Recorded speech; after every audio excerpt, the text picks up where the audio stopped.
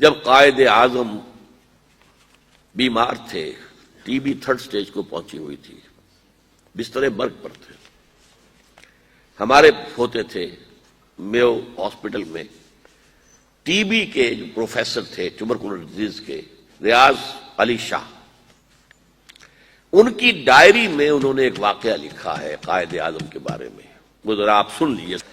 میں اس کو چھاپ کے لے آتا لیکن پہلے خیال نہیں آیا تاکہ آپ کے پاس بھی یہ رہ جاتا۔ وہ لکھتے ہیں، میرے لیے یہ بات حیرت کا باعث تھی کہ لاہور سے زیارت تک کا سفر طے کر کے میں شدید بیماری میں مبتلا قائد اعظم کے کمرے میں داخل ہوا تو اس کے باوجود کہ وہ بانی پاکستان انتہائی کمزور ہو چکے تھے اور ان کا جسم کمبل میں لپٹا ہوا تھا، انہوں نے اپنا ہاتھ باہر نکالتے ہوئے مجھ سے نہایت گرم جوشی سے مصافحہ کیا اور پوچھا، آپ کو راستے میں کوئی تکلیف تو نہیں ہوئی؟ مرض الموت میں مبتلا اس عظیم انسان کے اخلاق، تواضع اور انکساری کی یہ اچھوتی مثال تھی۔ حالانکہ مجھ سے ہاتھ ملانے اور مزاج پرسی کرنے ہی سے وہ ہانپنے لگے تھے اور بعد میں کئی منٹ تک انہیں آنکھیں بند کیے لیٹے رہنا پڑا تھا۔ ایک بار ہم خوف زدہ تھے کہ خون اور تھوک وغیرہ کی تحقیق کے جو نتائج سامنے آئے ہیں انہیں قائد اعظم کا کیسے پہنچائیں۔ انہوں نے از خود ہماری پریشانی محسوس کر لی اور بولے، آپ جو کچھ کہنا چاہتے ہیں کھل کر بیان کریں، کیونکہ بیماری کی نوعیت معلوم ہونے کے بعد میں آپ سے زیادہ تعاون کر سکوں گا۔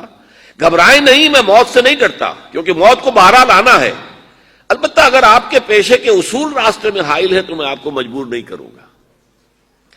بر صغیر کے مسلمانوں کو ایک آزاد وطن سے روشناس کرانے والے قائد اعظم کا خدا پر ایمان اور اصولوں پر یقین ہمارے لیے خوشگوار حیرت کا باعث تھا۔ قائد اعظم بظاہر ان معنوں میں مذہبی رہنما نہ تھے جن معنوں میں ہم عام طور پر مذہبی رہنما کا لفظ استعمال کرتے ہیں، لیکن مذہب پر ان کا یقین کامل تھا۔ ایک بار دوا کے اثرات دیکھنے کے لیے ہم ان کے پاس بیٹھے، میں نے دیکھا کہ وہ کچھ کہنا چاہتے ہیں لیکن ہم نے بات چیت سے منع کر رکھا تھا، اس لیے الفاظ لبوں پر آ کر رک جاتے ہیں۔ اس ذاتی کشمکش سے نجات دلانے کے لیے ہم نے خود انہیں دعوت دی تو وہ بولے، اب یہ الفاظ ہے جس کے لیے میں نے یہ سارا پس منظر آپ کو سنایا۔ تم جانتے ہو جب مجھے یہ احساس ہوتا ہے کہ پاکستان بن چکا ہے تو میری روح کو کس قدر اطمینان ہوتا ہے۔ یہ مشکل کام تھا اور میں اکیلا اسے کبھی نہ کر سکتا تھا۔ میرا ایمان ہے کہ یہ رسول خدا کا روحانی فیض ہے کہ پاکستان وجود میں آیا صلی اللہ علیہ وسلم۔ اب یہ پاکستانیوں کا فرض ہے کہ وہ اسے خلافت راشدہ کا نمونہ بنائیں تاکہ خدا اپنا وعدہ پورا کرے اور مسلمانوں کو زمین کی بادشاہت دے۔ سارا میری گفتگو کا جو ہے مواد اس میں موجود ہے۔ زمین پر بادشاہت مسلمانوں کو اللہ تعالیٰ عطا فرمائے اگر پاکستان میں خلافت راشدہ کا نظام قائم کر دیا جائے۔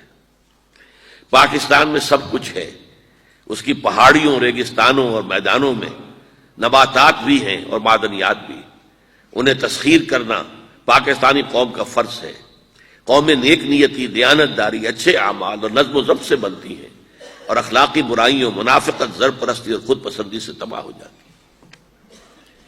یہ وہ ہے کہ جو ڈاکٹر ریاض علی شاہ کی ڈائری سے یہ اقتباس روزنامہ جنگ نے شائع کیا ہے 11 ستمبر 1988 کو۔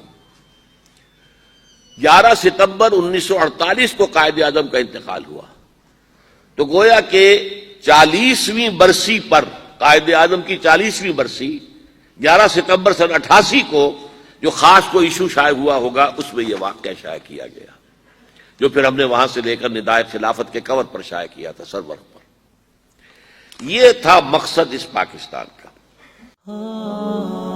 خليل بالقرآن هو إمامنا على هداية الله